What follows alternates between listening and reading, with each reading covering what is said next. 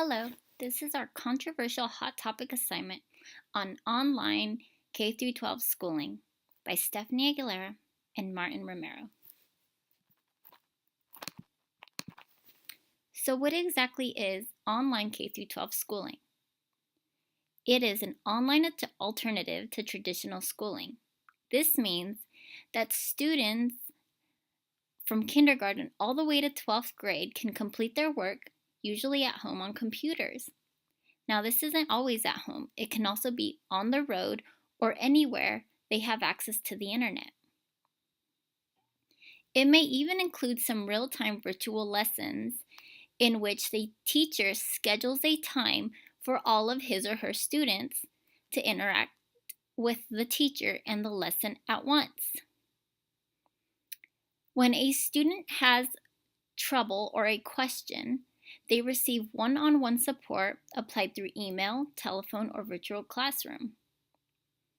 Tangible supplies, if needed, such as books or any other materials for lessons, are shipped home prior to their needing them. Students have the ability to move through each lesson at their own pace. Now, this could be quicker for something they can grasp really quickly, and slower for lessons they are not quite getting. There is a plethora of common online students currently attending online K 12. It may include children of military families who travel frequently, students with special needs who have a hard time getting to school every day, those who are chronically ill and must miss many school days, gifted and exceptional learners who get bored doing the same things every day in class, children whose parents are concerned about the school environment with bullying and everything that's been going on in the news, students with many other obligations such as athletes, actors, and other students who constantly participate in outside activities. Even children dissatisfied with the academic instruction at a traditional school. What do students need to participate in an online K 12 school? The only things they really need are a computer with minimum system requirements and access to the internet. Both online and a traditional K 12 school offer free tuition. They are instructed by state credentialed teachers. If they are having any trouble, they also offer support from counselors, principals, and administration. They offer University of California A through G approved courses. They have the ability to participate in field trips and social events, clubs and activities, including clubs and activities to foster all-around growth. And at the end of the year, they even have in-person commencement ceremonies. Now, what does a typical elementary school day look like for a traditional school versus an online school? Well, at a traditional school at 8 a.m., they are ready to go, sitting in their seats in class, usually start off the day by reading or language arts of some type. In an online school, this would be wake up time, breakfast time, free time. In a traditional school at about 9 a.m., they may start on math. In an online school, they may start the school day at 8:30 a.m. if that's when they would like to start. It could be with social studies or something of the sort. At 10 a.m. is a typical time for a traditional school to have recess. This allows the students to get out, stretch their legs, and interact socially with one another. At 9:30 a.m. in an online school, they usually have language arts. Little later, they have math, and they usually don't have any free time until about 11:30 because they started at a later time. Also, they don't really have the ability to interact with other kids unless they have siblings at home, which is always a plus. At about 11:30 in a traditional school setting, they have lunch, recess, again, and more time to interact. They also participate in social studies, art, music, and physical education. And they're done with their day at 2:35. In an online school, everything is varied.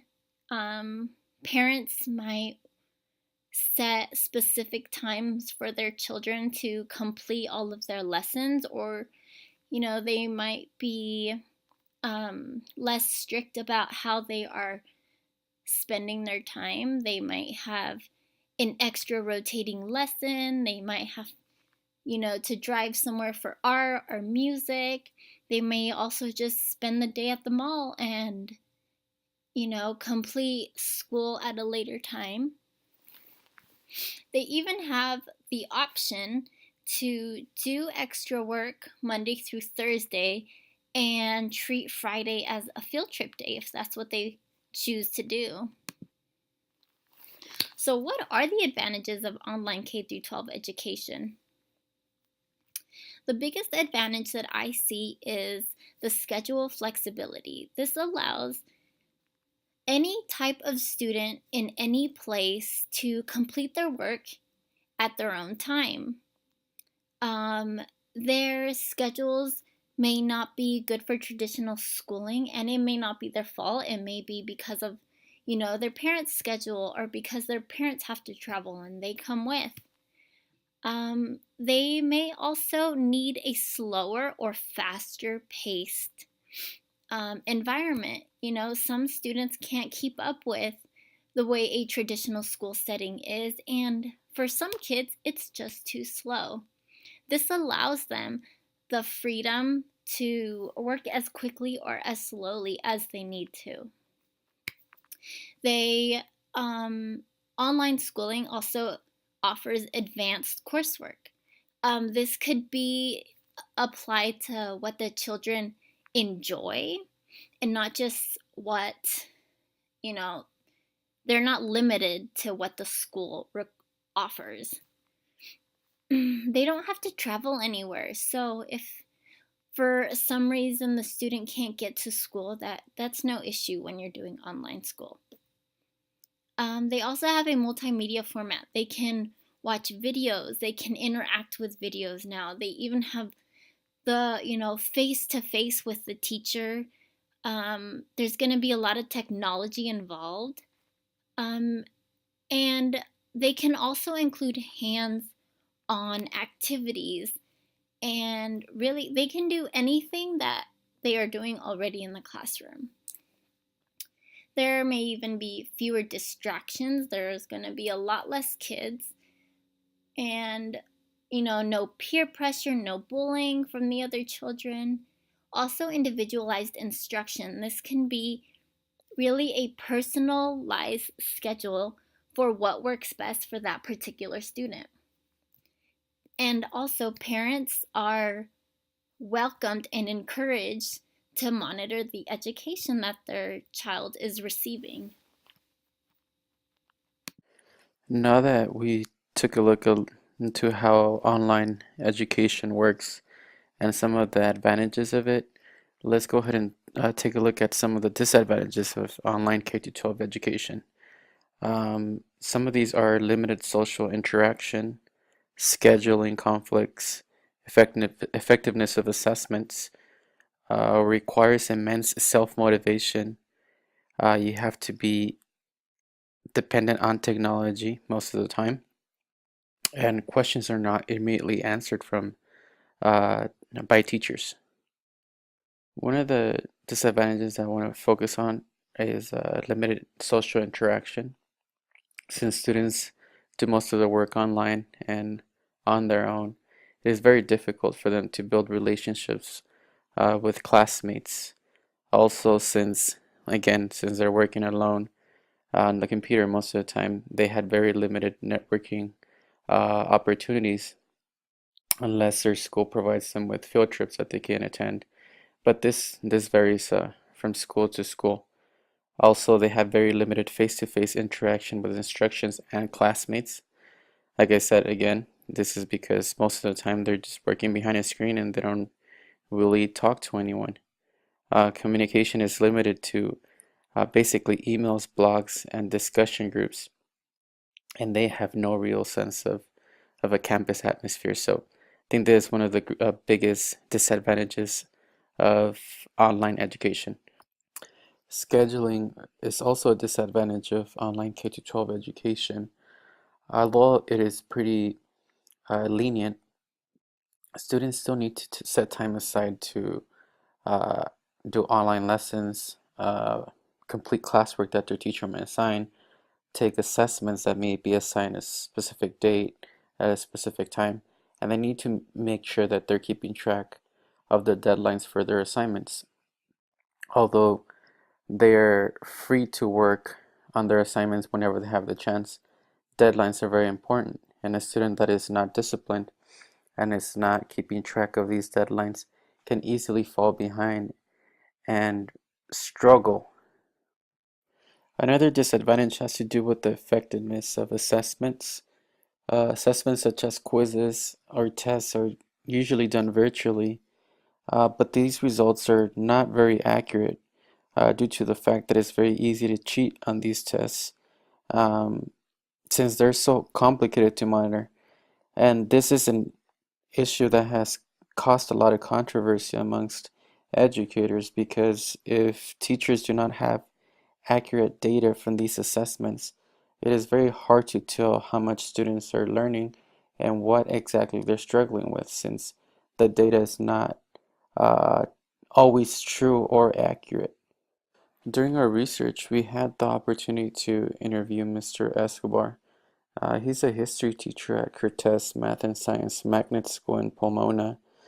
And this, although this is not a school uh, that works completely online, it is a K through 8 school in which all students on campus have their own Chromebooks and work on these Chromebooks every single day in class and at home, and are required to submit most of their assignments online through Google Classroom. Students have a different tab on Google Classroom for each one of their subjects. Therefore, every time that they're absent, they don't miss any classwork or homework for that specific day that they weren't able to make it to school. Assignments are always posted on there, and teachers and students are in constant communication through email. This keeps students responsible for meeting deadlines and making sure that they check their Google Classroom for each of their subjects every single day. Mr. Escobar told us about one of his students that wasn't able to attend school the first semester due to hip surgery. This student serves as a perfect example of what a student's life would look like taking online classes. The student's name is Nayeli, and due to her hip surgery, she wasn't able to physically attend school. Therefore, all of her teachers used Google Classroom to assign her daily classwork and homework. And although this wasn't easy for her because it was a new experience, she was able to get through this first semester with the help of her teachers and support at home. She was able to complete her assignments and get everything done. She came back to school in January and is doing just fine. If it wasn't for Google Classroom and the support that her teachers were able to provide her online, who knows if she would be able to keep up with the rest of her classmates now. Through our research, we learned about the advantages and disadvantages of online K-12 education, and although we found a lot of flaws, we believe that the good outweighs the bad, and this will get better as time goes by. As more technology is incorporated, things will only get better. Here's our references page. We hope that you guys enjoyed our presentation, and thank you for watching.